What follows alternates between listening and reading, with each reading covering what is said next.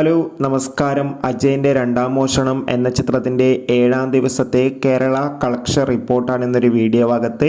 വീഡിയോയിൽ മുൻപ് video like ചെയ്യുക, ചാനൽ സബ്സ്ക്രൈബ് ചെയ്യുക. സെപ്റ്റംബർ മാസം ധാരാളം ചിത്രങ്ങൾ OTT റിലീസ് ചെയ്യാൻ പോവുകയാണ്. ചാനൽ പരിശോധിച്ചാൽ നിങ്ങൾക്ക് കാണാൻ വേണ്ടി സാധിക്കുന്നതായിരിക്കും.